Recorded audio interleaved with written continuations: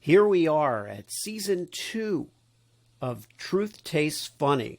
This is a really, really enjoyable podcast to do, and today's episode is going to be a very interesting kickoff because it's very meditative and contemplative. So really settle in. Some episodes are a little shorter, a little brisker.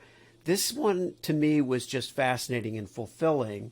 And I usually don't even do intros like this. I usually start with my funny thing about something, and I'm gonna do that now.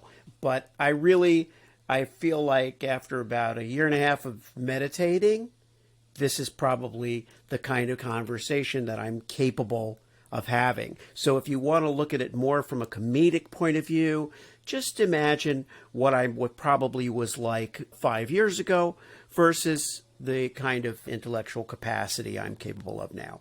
That's how I would look at it. Otherwise, if you look at it from the point of view of my wonderful guest, Simona Mongo, then you're really, really in for a treat.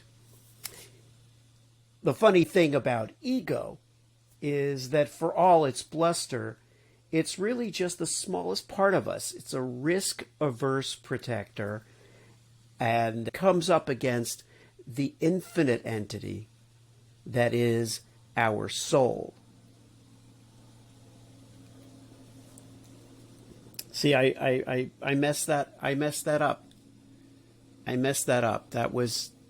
This is the thing. I'm not as intellectually advanced as I thought. What I was really trying to say is that the funny thing about ego is that for all its bluster, it's really just this scared little part of us that is a finite entity amidst the infinite possibility of the soul. We're 99% soul, 1% ego, and yet we can get lost in our ego. That's the kind of shit that's what I was trying to say. Anyway, this, ladies and gentlemen, is my conversation with Simona Mongo. What if the truth came in a gel cap and we could just pop it in our mouths and forget about it? Well, it doesn't, and we can't. But we can laugh in the face of reality while plotting our survival. Welcome to the Truth Tastes Funny podcast. I am your host, Hirsch Redpoon, and if my guests can handle the truth, so can you. Open wide, folks. Here it comes.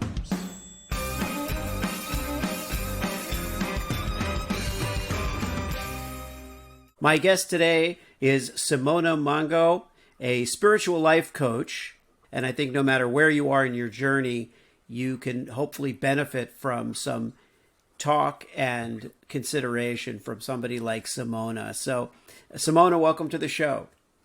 Thank you so much, Hirsch. It's a great pleasure to be here with you. I'm so glad to have you. Tell us, if you will, the reason you consider yourself a spiritual life coach. It's because I'm a natural born life coach. That's what I've been doing since I was a small kid. You know, I was coaching my schoolmates when I was 7, and I haven't stopped ever since. I've always coached everyone. The funny thing is that even when I was a small kid, adults would ask for my advice or my opinion on things, and I don't know why. They said you look like you know something about that. And then when I would tell them what I thought about things, they say, "But how do you know? You're only 8 or you're only 10. How do you know?" I said, "Well, it's plain to see, isn't it?" And it was really, really funny. I had this conversation. So you were like the local oracle that people would come to see Simona. Oh, you need to see Simona. And they would meet this 7-year-old. Where did you grow up? I grew up in Naples, in southern Italy. Oh, what a beautiful place to be an oracle. That's the best way I can describe it. Is to have a person that can see things really as they are, but they just aren't always visible to others, I guess. Yes and no. I say no. You know, when we come to this world as kids, we see a lot. We understand a lot. We know a lot. We have this wisdom, this understanding that's unspoiled. That's real. Yeah. And then the way we're brought up, I can only talk for the West, but I seem to find similar patterns in other cultures as well. But in the West, I'm half Italian from the South and half Swiss. This is a completely different world. This is a Germanic world. It's different language. It's all different. The South, the warm South Mediterranean, and then the Swiss. I mean, the Swiss are known for being like very serious, very, all of that. It's a completely different culture. But then I found that in both these cultures, and I've seen many more afterwards, we're all brought up in the same way, which is, you have to fit in. And basically societies are all pretty similar. Our European culture is mainly Christian, no matter if it's a Catholic, culture from the South or the Protestant culture from the Germanic North. It's all about the same. And society's rules are similar. They vary a little bit, but it's all about learning the rules of the game and about fitting in more than you'd care to. And that's the problem. That's how we get, I find, kicked off our track. And for someone like me, I've been researching all my life. So as a small kid, I remember this feeling of being at peace with the world, basically. And then I remember very well many, many, many years of my life of being not at peace with the world, of not fitting in properly, of being strange and awkward and not what anyone expected me to be, and not wanting to be that, but then wanting to be that so I could fit in, but it felt like very, very misaligned for me, very misaligned. And then it took me a long time to get back to understanding that, who we are as kids is who we're meant to be. And you have to then take apart this whole structure that you have accepted, that you have taken on, that you have tried to fit into, and more or less successfully, depending on the people. And for me, it was pretty big trauma, all of that, fitting into it first and then freeing myself of it again.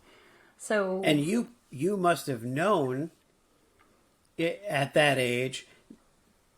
You probably saw what your purpose was, and yet you didn't necessarily have the wherewithal at that age to define yourself the way that you would like to see yourself. That's right. You mentioned I in some of the materials that I got to check out, purpose. Trying to find our purpose in life. What is our reason for being here? Why have we accomplished A, B, and C, but we're not happy? Yeah. So tell me a little bit about that journey for you. That, if you ask me, is the journey. That's really understanding, or you could call it remembering what you came here for in the first place, is, I think, our life purpose in the first place. And then of course it will take on different facets.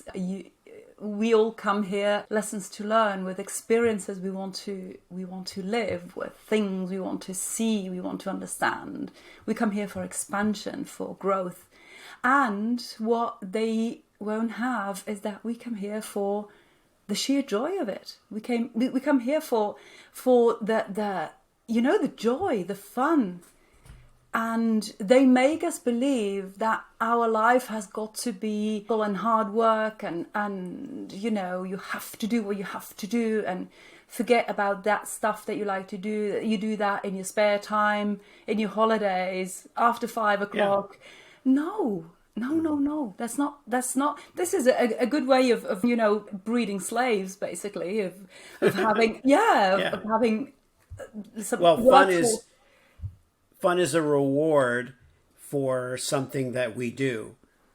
Fun is not an end to itself in society, and that might make sense if you're looking at it from the sociological point of view, as saying, well, society has to function, it has to thrive. We can't waste time on everybody's individual needs. We have to work on the collective good. Of course, that's why we need to manipulate them. So we need to. I say enslave.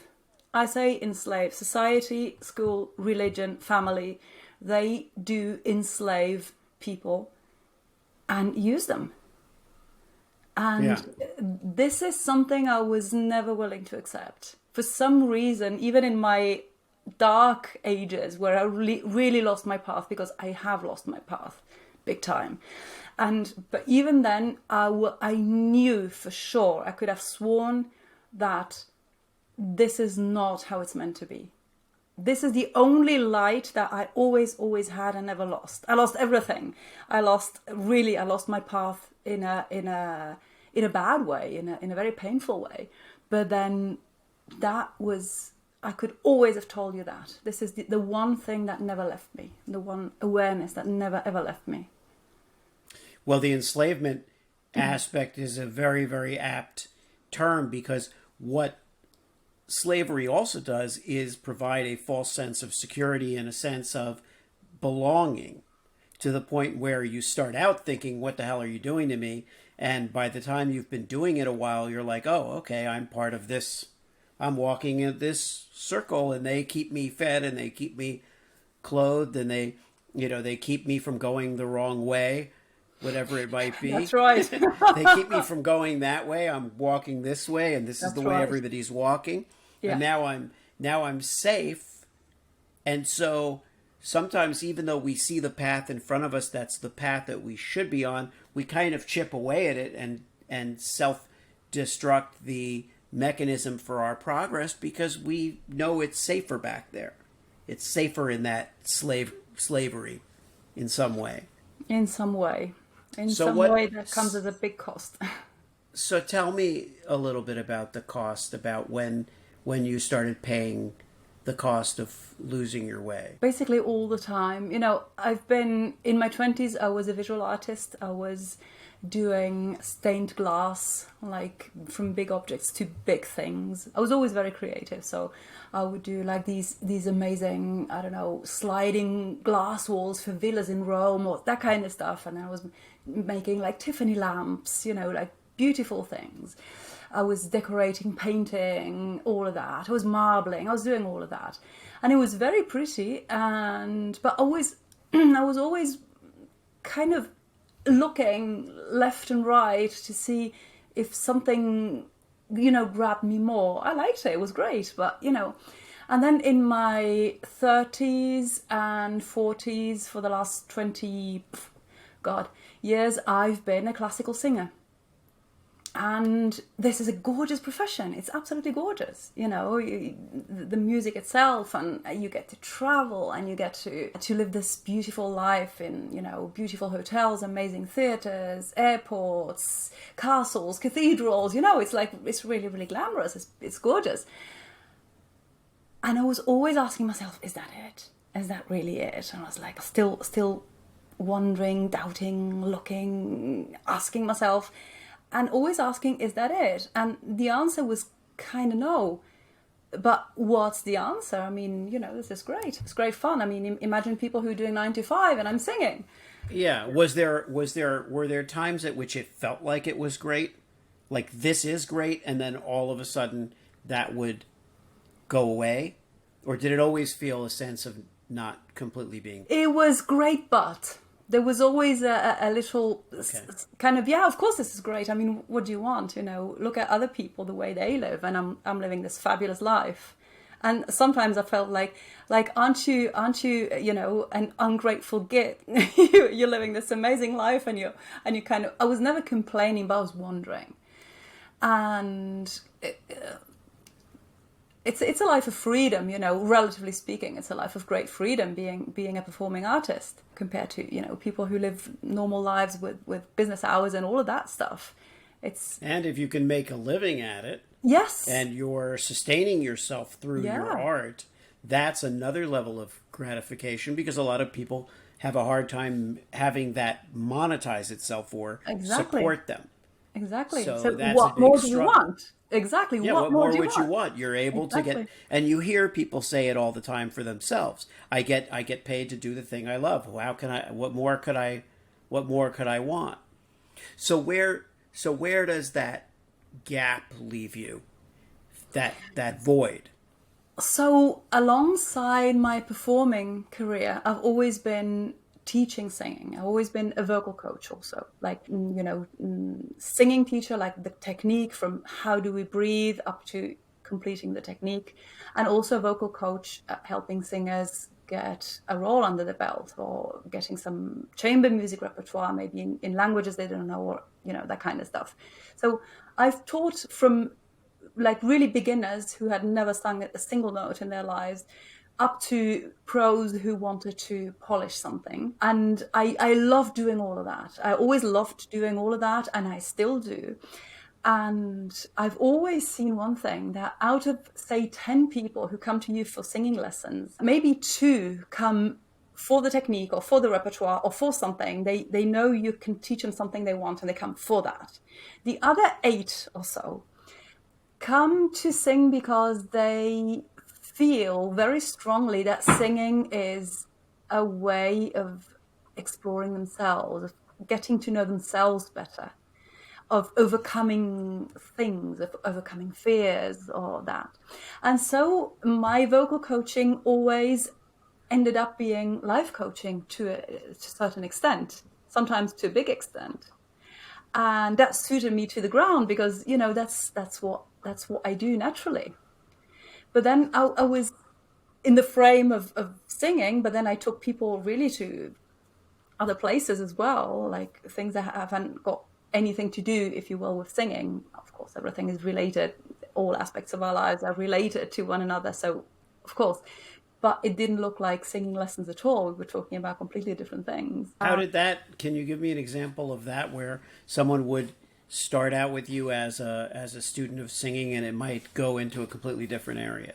Yeah, sometimes it was like really, and it still is. I mean, it happens.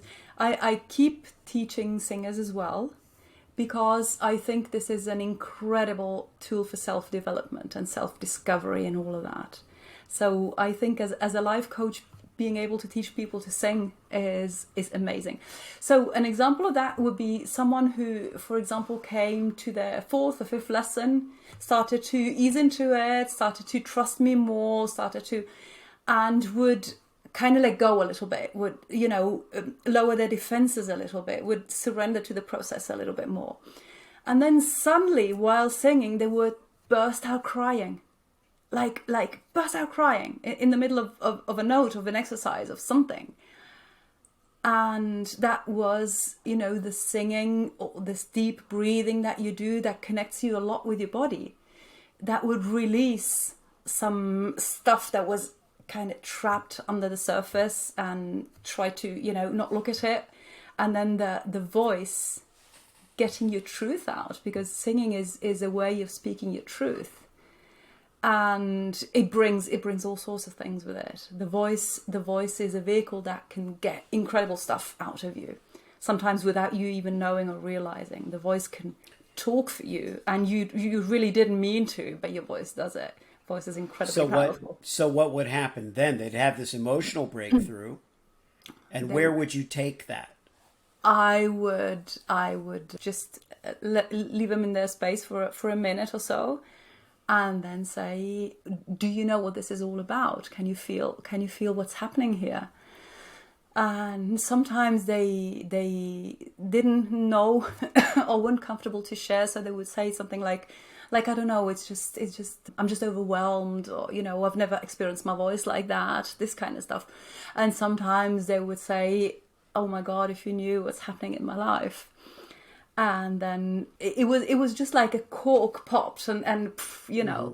And then sometimes they would just bring it all out. And it was wanted to, in a way, they may have known, at least subconsciously, going in, that they're wanting something more than just singing. Yes. They're not doing this the way you look up singing lessons on the internet, or you want to learn how to play the clarinet and it's going to take an X number of lessons and so many hours a day.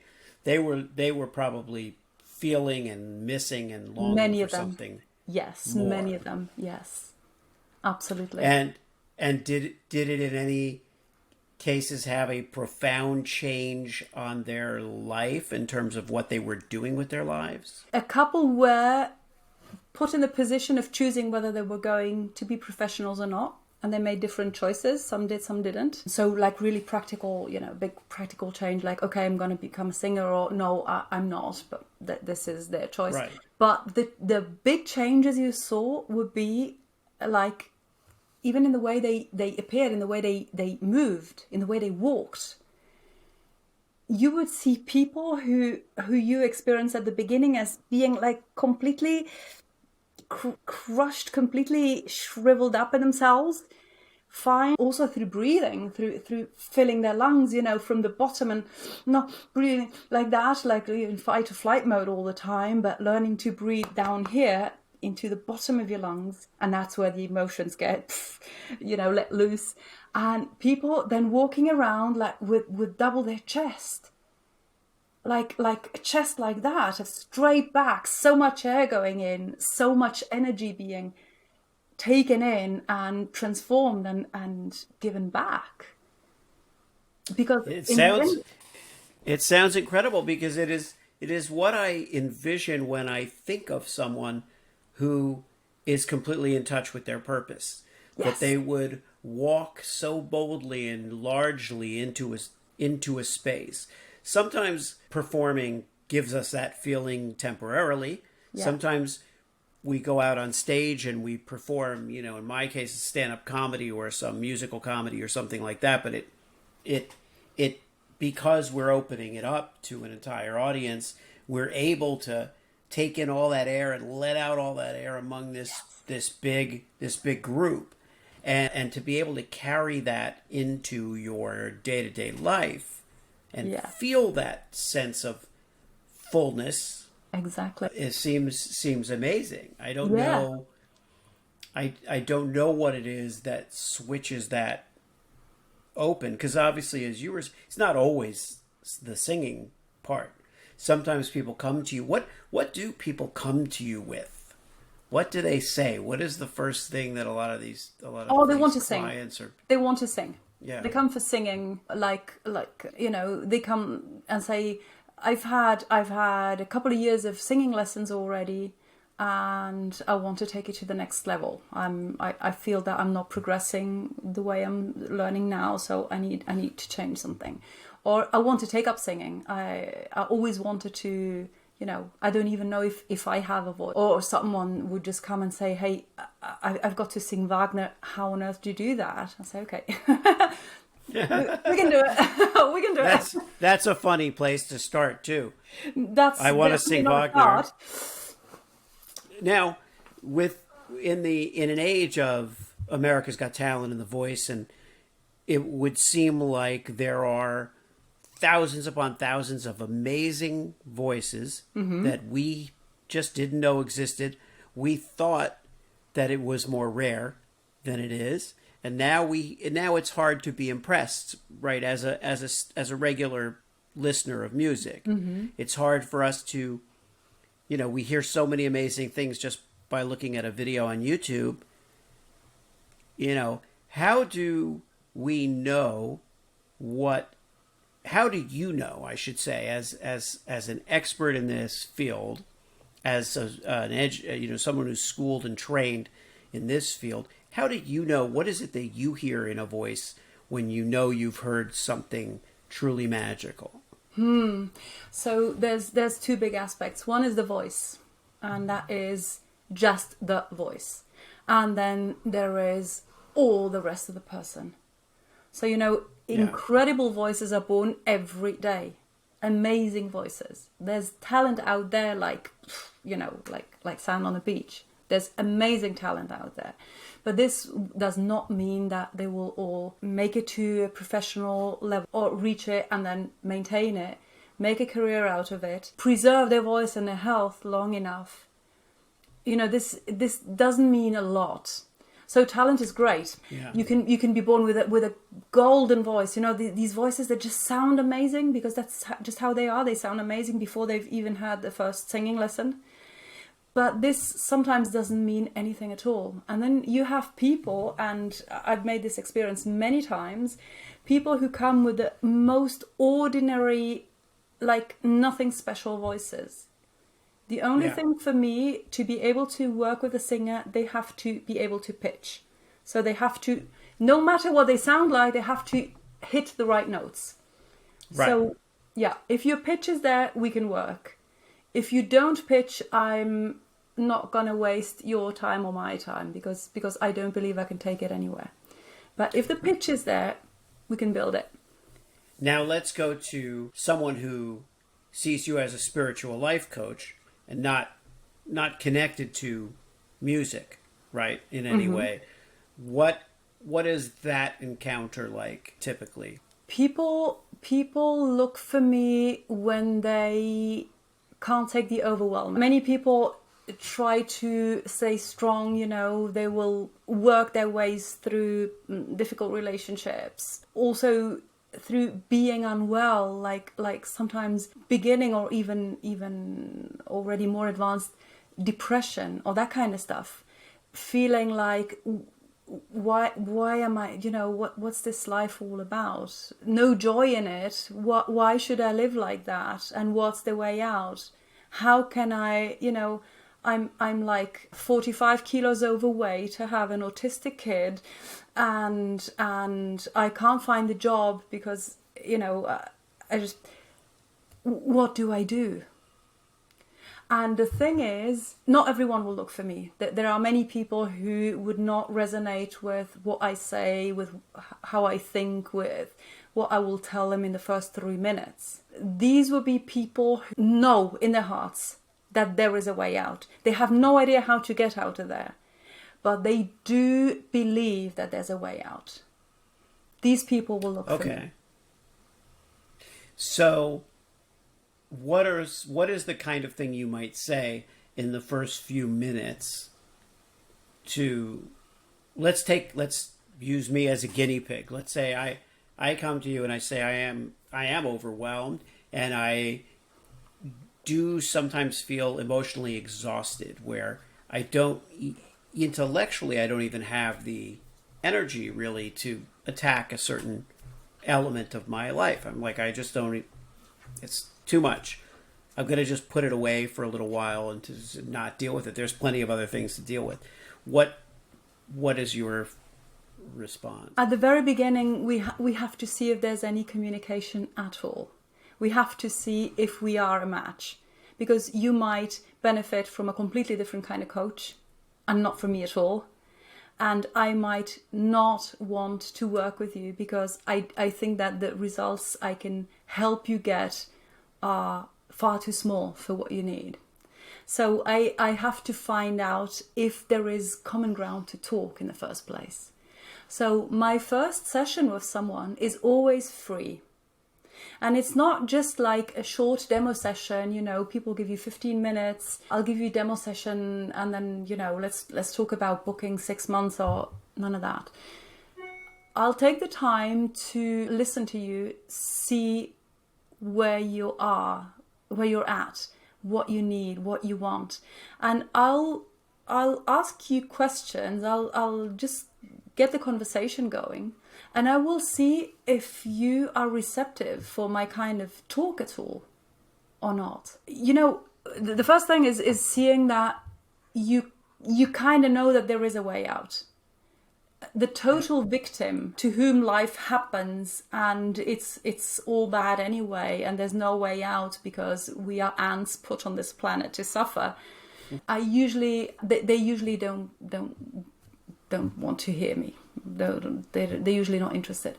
But when the person says, hey, I was brought up to believe that I'm an ant, but I actually believe that I'm not an ant. Maybe I'm a caterpillar and maybe I can fly. I can get my wings out and I can fly. Then definitely let's talk.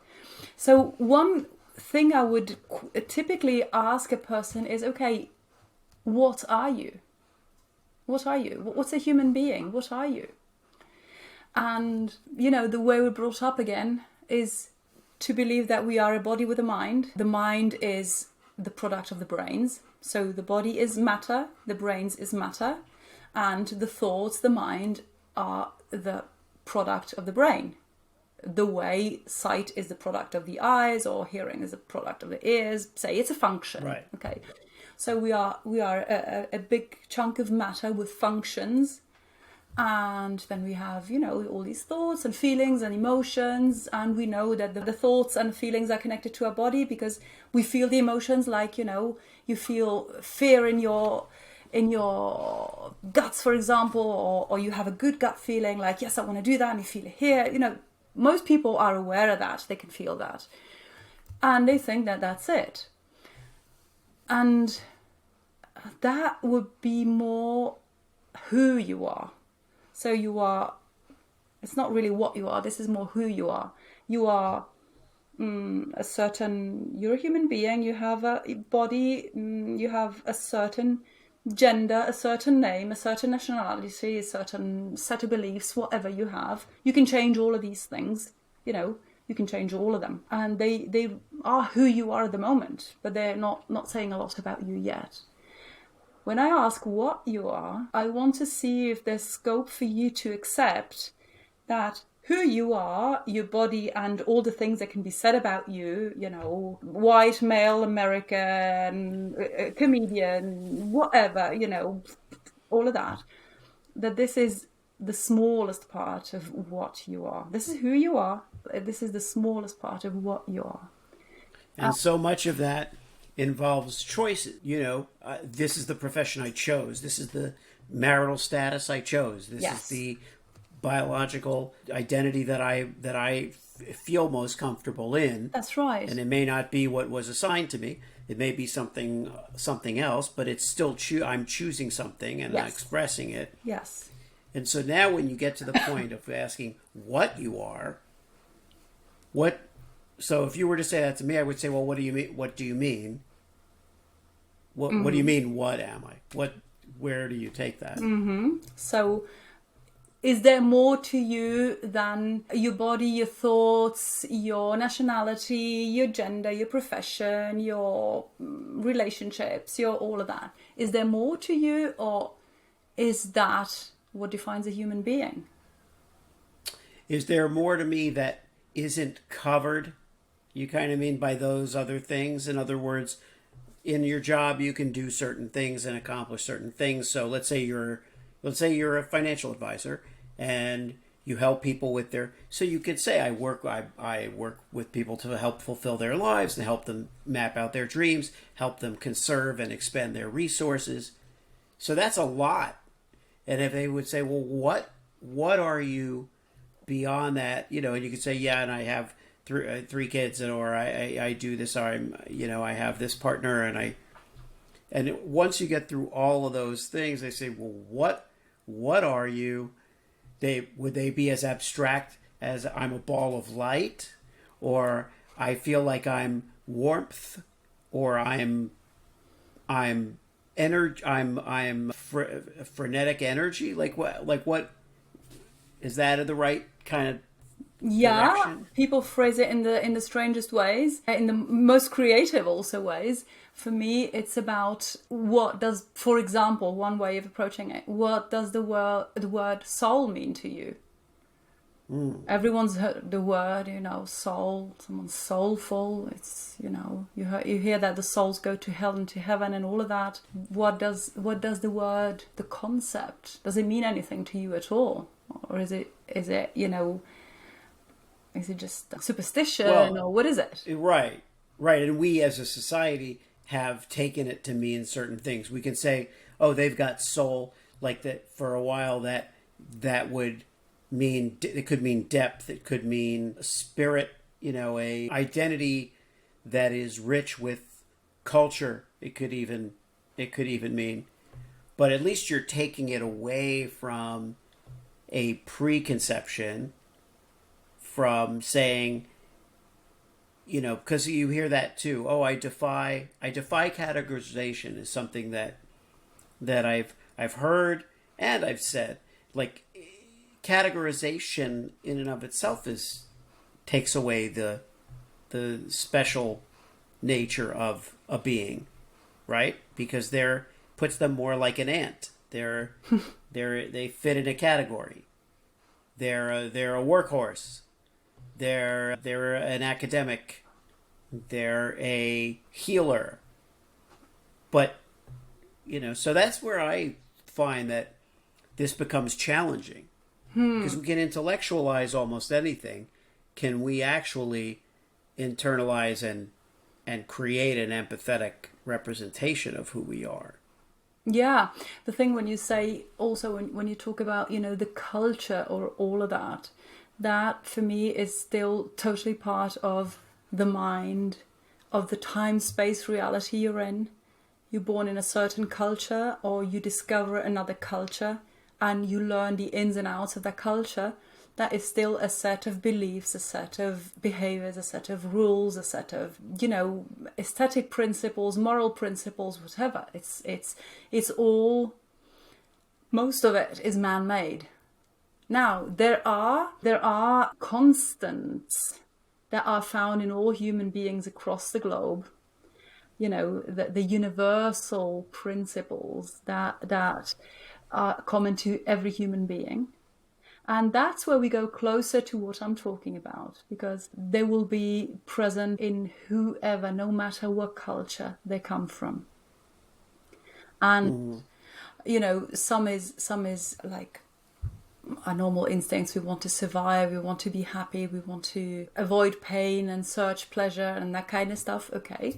But then there's also the fact that worldwide, apart from aberrations, because there's all sorts of illness and stuff, but across the globe amongst human beings there is a will to cooperate, there's a will to protect the weak, there's a will to contribute, there's a will to belong, feel safe, help, ask for help. There's so many things. There is, I believe, I might be one of the not many who believe that, but there is an underlying big, huge human kindness. Humans are kind. Now, that this is not always true, of course, and you see more examples of the opposite than of that. But why is that? So the way I see it, the way I represent it, is on a line. Space and time, linear space and time are some kind of a simplification for our brains to grasp. But in the universe, there is no space and time. There's only the here and now. Like quantum physics shows exactly how there is no before and after. There is no here and there. It's all at the same time and in the same space. We can't grasp that. So we divide it, like we give our attention to separate portions of space and separate portions of time, simply because our neurons can't grasp it. So it's a way we represent it. It's some graphic design we're doing here. It's some the mind is a graphic designer. The mind is the one that needs to understand, to chop it up into bite-sized pieces so it can make sense of one at a time, and wait, don't overwhelm me, and all of that. And the soul grasps it all. The soul doesn't worry about linear time, space, none of that. So the mind is trying to keep us alive. The mind is the one that was trying to keep us safe from tigers and poisonous berries back in the times, and now it's trying to keep us safe from our dreams. Now there's not that many, tigers and poisonous berries, so it's trying to protect us, because that's what it does by default. It wants to protect us, and it protects us from anything that is perceived as a threat. And basically, the mind is very fearful, and everything is perceived as a threat. You have an idea, oh no, don't do that. You're not good enough, you can't do that. This is dangerous. What will they say? What will happen? Yeah. That's the core element, I think, to all of this. To circle back around to childhood and the purity and innocence of our initial sense of self before everything else gets dumped on top of it, is that we don't know what's safe and what's not. And that's the linchpin to child rearing is supposed to be creating a safe space, boundaries, even by restricting children's, certain things they're allowed to do. We're creating security for them Yes. by them knowing that there are borders. Yes. That if they cross those borders, that's dangerous for them. Yeah. And we're right, but at the same time, we're now reshaping their selves. So at that, going back to, you being 7 years old in Naples and having some of this clarity, be able to provide people some clarity, what would we do differently with ourselves and with children to open up this space a little bit and allow our essential selves to thrive a little more without so much conditioning? Yeah. The thing is, people out there talk a lot about the ego, like the ego mind is the source of all evil because it wants to protect us. So it makes us small, it paralyzes us, it holds us back. We have all these limiting beliefs, all of that stuff. People talk a lot about that. And they are a big reality. There are this misinterpretation of our mind who can't find any tigers and berries anymore and chooses other things to protect us from. It's just doing what it knows how to do. It wants to protect us. So the thing is, as soon as we get to a little bit of, just past the toddler stage where they just want to kill themselves to follow a butterfly or that kind of stuff.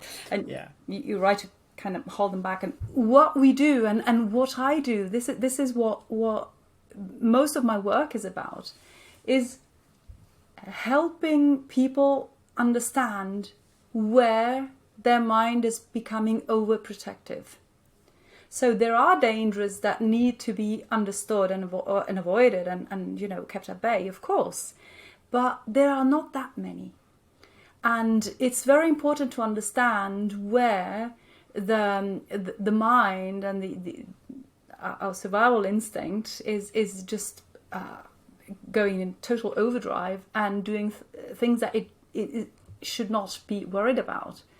So it's about re-educating our system to understand how far it can go, what its tasks are, and tell it in a loving and respectful way, because you can also imagine it as our inner child who's scared, and this is also a way of seeing it. You don't want to scream at a child, you don't want to hit it or anything, but that's what we do with our ego. We want to kill it, we want to hit it, we want to... No, none of that. You have to thank it for what it does well, and make it feel safe. The thing about the ego is that it is incredibly scared. It's scared of everything.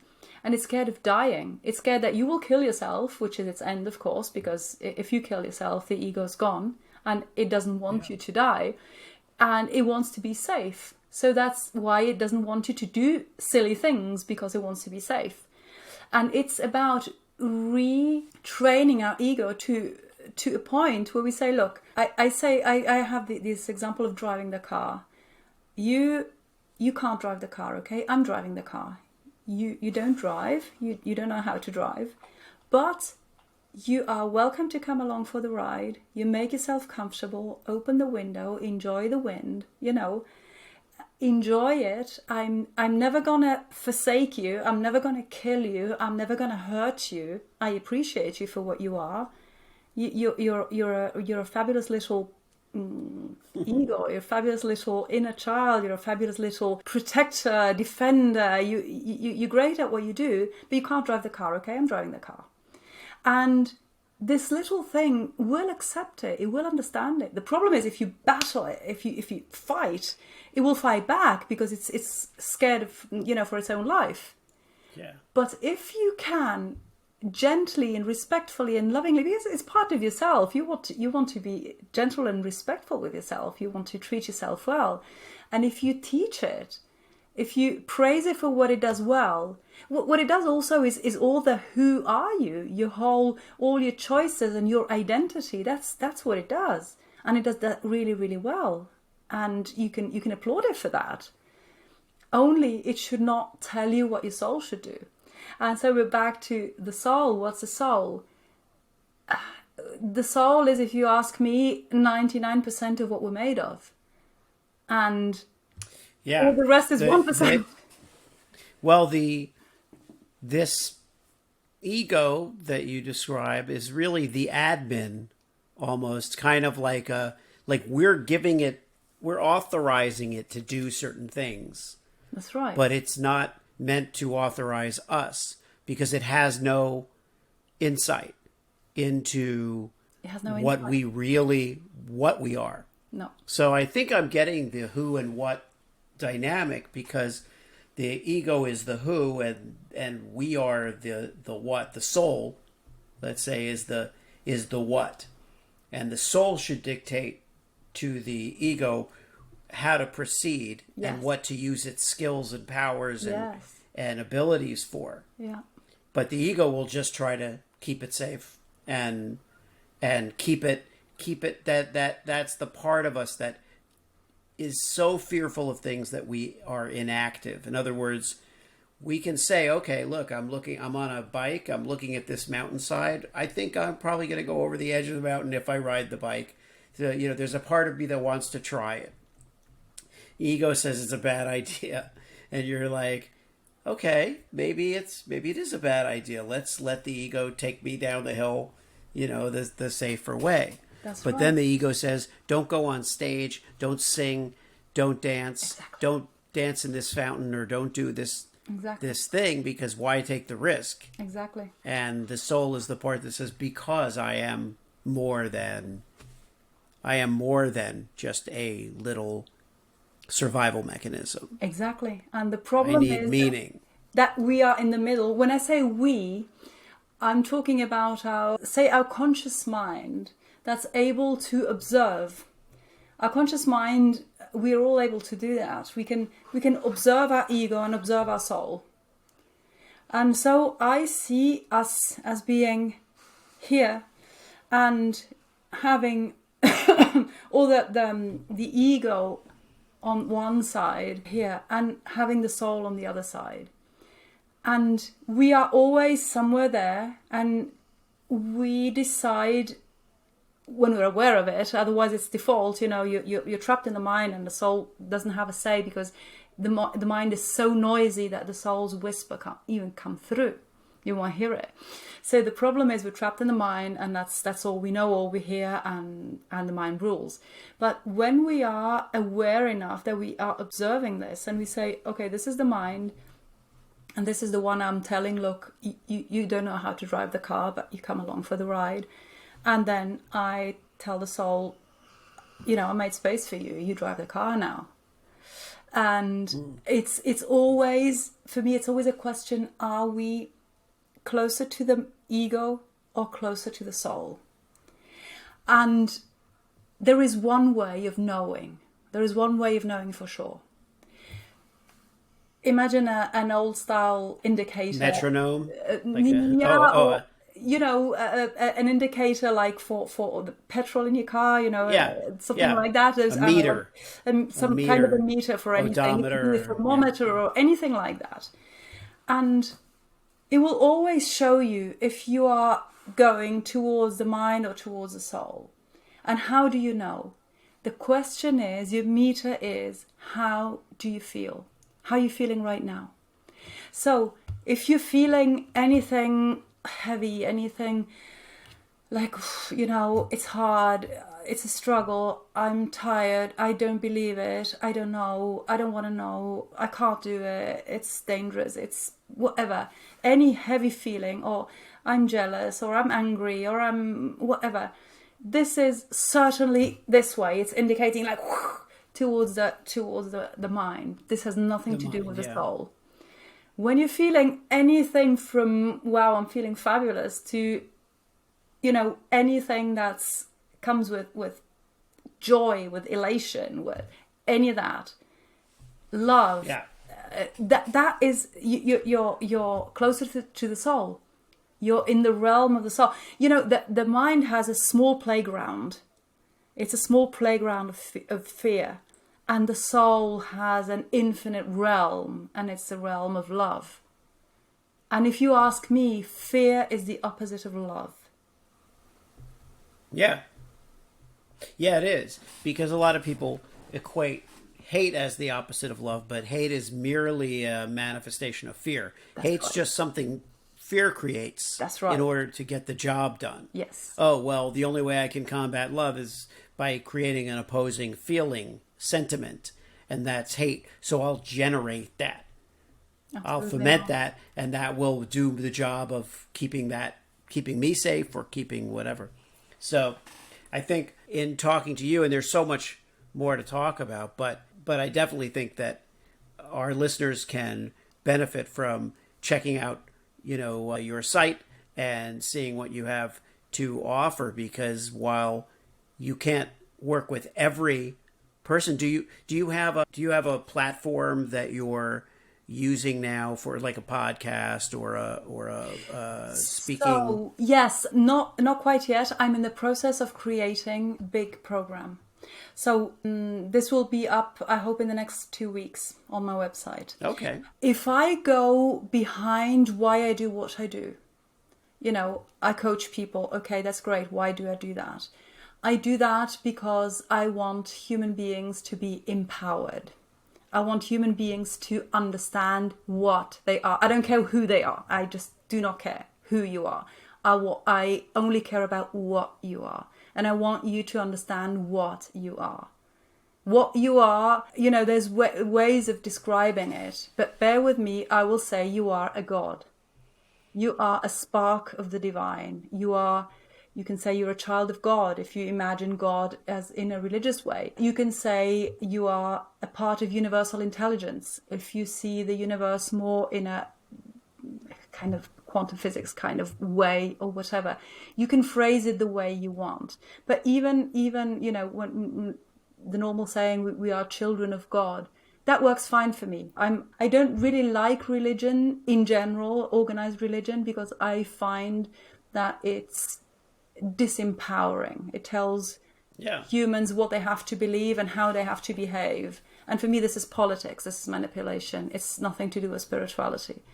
I want the human being to be aware of what they are. And a human being is a very, very powerful creator. Very powerful. Yeah. Incredibly powerful. And we create by default. We don't know it, but we're still creating at top speed. But then since we don't know how to use the machine, we're creating stuff we don't want. But it's a powerful machine that's creating like crazy all the time. So it's about learning how to use the knobs, so we can create what we want. Wanted things and not unwanted things. I will never say good or bad because this is very relative, but for me it's wanted or unwanted. So I want human beings to be aware of what they are and of what they are able to. So, okay, that's my why. And then if I go even further, why do I want this? My ultimate why, I believe, is because I want to help the planet. And the planet and nature, Mother Earth. And I know for sure that when human beings are empowered, that part of this is understanding how big a part of the universe they are, how deeply related they are to the planet, to nature, how deeply their creation interacts with the planet. It's a lot more than we think. There are these cartoons like it's a funny cartoon I saw recently, Earth scratching and saying, "Oh my God, I got humans," and another planet saying, "Oh no, they're really, really boring, but they don't last long." So this is very funny. Made me laugh. But this is absolutely not right, not true. This is not how it is. It's really funny, but this is not how it is. We are intimately, strongly connected to our planet, and we can influence the well-being of the planet and of everything that's on the planet, all living beings, hugely, hugely. Not only our own lives and our dreams and our projects and our things, but it goes so deep. It's unbelievable. When you get a glimpse of that, it's incredible. Thanks so much for tuning into Truth Tastes Funny. If you enjoyed the experience, please leave a 5-star review and share this podcast with your friends.